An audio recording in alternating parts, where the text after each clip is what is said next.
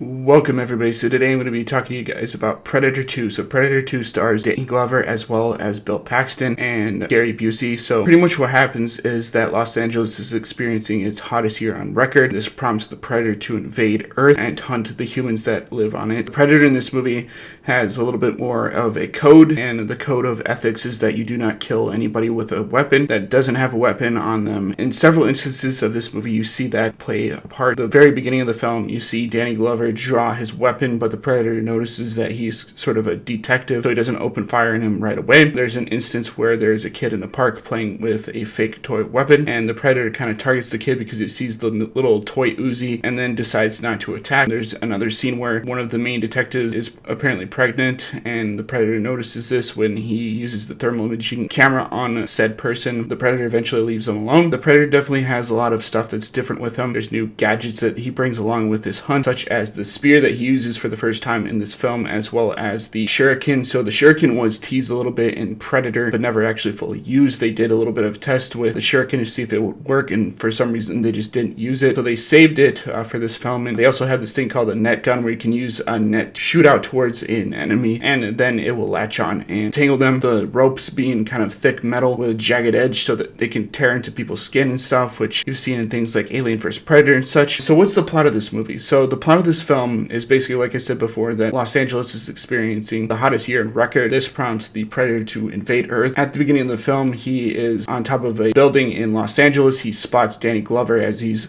racing down the street looking for these gang members that have taken up pretty much an entire city block hostage, and there's a huge giant shootout, which is pretty sweet looking. The Predator eventually slaughters pretty much all of them, and they retreat after the cops kind of get closer to the gang members and funnel them into one single building. The Predator chains them up to a rope, hangs on pretty much like he did in the first movie, which is weird because in this movie he does not skin them, which is a common thing with predators, is that they'll skin human beings alive and just leave them there. Not in this scenario anyway. This leads to another section where they think that, maybe that this is King Willie's gang. King Willie being this drug dealer that is pretty much the top dog in Los Angeles. He's responsible for multiple deaths as well as, selling narcotics to people. And this leads to a scene where the Predator kills a group of gang members inside of a penthouse. This leads to another shootout sequence where you see the Predators pretty much wrecking havoc upon the place. The gang members don't hit anything. They pretty much, like in the first movie, just spray a bunch of bullets and don't hit diddly squat. This leads Danny Glover to investigate once again this place, and he starts to see a connection that maybe this is not gang member or gang war, that this is maybe something different, especially when one of his detectives late at night stumbles across a Predator spear, and eventually the Predator kills him, leaving behind the spear on the ground because the Predator took him up to kind of skin him and use his head as a trophy, which he eventually does in the film. Leaves the device behind without actually picking it up, which gives away Danny Glover to go to sort of an analysis test done on it. Once the tests are done, pretty much it concludes that the device that they're scanning is not from this Earth, and that it might be something fairly off-world in terms of its materials that it's made from. Danny Glover questions why this whole thing is here and why this device exists, and pretty much the analysis person there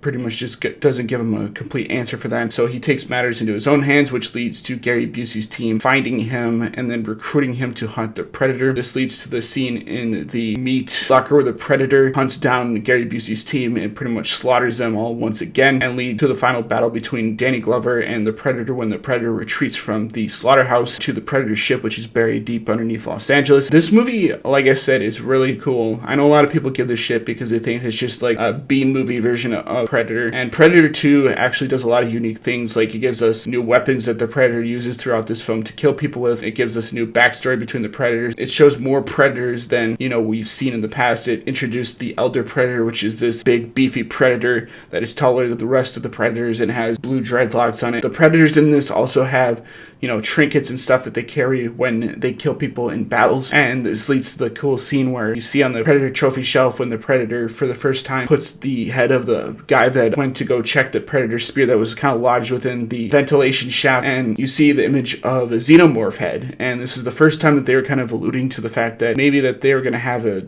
Alien vs. Predator type of film in the near future, which eventually did happen, which is what we got with Alien vs. Predator. This is the first time that they kind of teased that, and I thought that was a pretty cool scene and always captured my attention because when I was a kid and I first saw this movie, there was no Alien vs. Predator, and years later they eventually made that movie, and I really do enjoy the first AVP. I think that is fantastic, especially the director's cut, which makes it a little bit more better than the theatrical release that we got. But that's besides the point. That was a pretty cool Easter egg that they put in there. I think it might be actually the first Easter egg that they've ever put in a movie franchise, which subsequently, like Marvel films and, you know, all those superhero comic book films like to put Easter eggs and stuff in their film. There's a scene where the Elder Predator at the end of the film hands Danny Glover an old school weapon, like a flintlock pistol from the Pirate Age, and there's interesting backstory between that, and that's revealed in the Alien vs. Predator comics, which I don't have volume 2 of the omnibus, which I definitely want to get at some point. But overall, I think this movie is got really good dialogue sequences within it.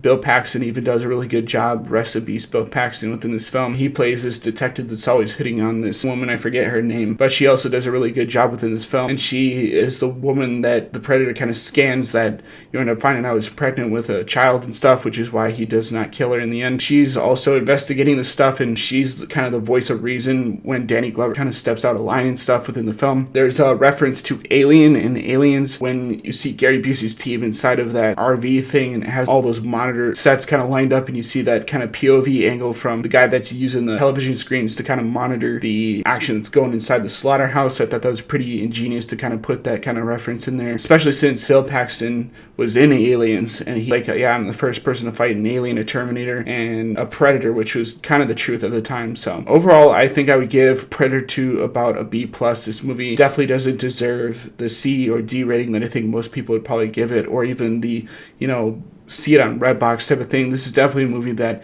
if you're a Predator fan like myself, you should definitely own it in your collection and watch it, because this movie is great just to plop in sometime when you're bored and watch this thing, because there's some pretty cool stuff within it. So that's why I'd give my review for Predator 2. I hope you guys like this.